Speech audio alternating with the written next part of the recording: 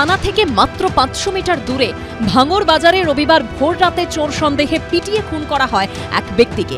সেই ঘটনায় এবার দুজনকে গ্রেপ্তার করল পুলিশ।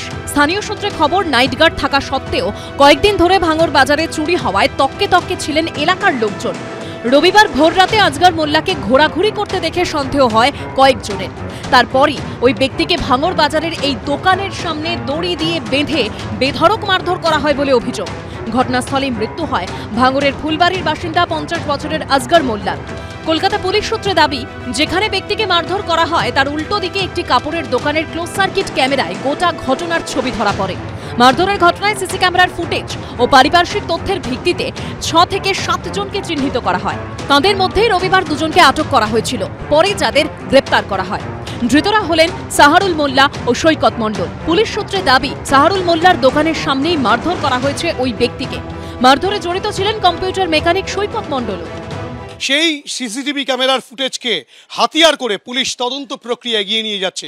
এই শাটার বন্ধ অবস্থায় যে দুটি দোকান পড়ে রয়েছে, এখানেই কিন্তু একেবারে দড়ি দিয়ে আজগর মোল্লাকে বাঁধা হয়েছিল এবং তারপরে গণপ্রহার শুরু হয়। যেই গণপ্রহারের কারণে কিন্তু আজগর মোল্লার মৃত্যু হয়েছে, তেমনটাই কিন্তু অভিযোগ। এই দোকানের মালিক সাহারুল মোল্লা, তাকে কিন্তু পুলিশ গ্রেপ্তার করেছে। পাশাপাশি এই ভাঙর বাজারে আরও এক ব্যবসায়ী, যিনি কম্পিউটার মেকানিক, তার নাম হচ্ছে সৈকত মণ্ডল।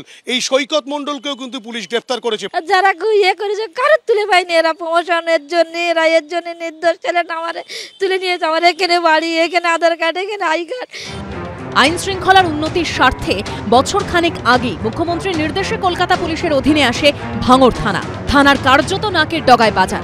সেখানেই এক ব্যক্তিকে বেধড়ক মারধর করা হয়। এমনকি অভিযোগ, মৃত্যুর পরও দীর্ঘক্ষণ এভাবেই পড়েছিল ব্যক্তির দেহ। পরে বাড়ি থেকে প্রায় 2 ঘন্টা পর মৃতদেহ নিয়ে ময়নাতদন্তের জন্য পাঠায় পুলিশ। এখানেই ফের প্রশ্নের মুখে পড়েছে পুলিশের ভূমিকা। তৃণমূল কংগ্রেস রাজ্যে একটি নতুন উৎসব শুরু করেছে, যে উৎসবটার নাম গণপিটুনি উৎসব। গণপিটুনির নামে তৃণমূলের লোকেরাই পেটাচ্ছে সাধারণ মানুষকে। যে তৃণমূল নেতারা বা নেতার সাগরেদরা এই ঘটনা ঘটাচ্ছে, তারা জানে তাদের কোনো সাজা হবে না। পুলিশ প্রশাসন সম্পূর্ণ অযোগ্য এবং অকেজো, পুলিশকে অকেজো করে রেখে। যদি কাউকে কোনো অপরাধী বলে মনে হয়, তার তথ্য প্রমাণ সহ পুলিশের হাতে তুলে দিন। তাকে কে কত বড় দাদা হয়ে গেছে এলাকায়, তাকে বেঁধে রেখে মারতে হবে বা অমুক, এগুলো একটা চক্র উদ্দেশ্য প্রণোদিতভাবে কিছু ইস্যু তৈরি করে বাংলাকে বদনাম করার জন্য হঠাৎ এই হিড়িকগুলো 2-4 দিন ধরে ঘটাচ্ছে।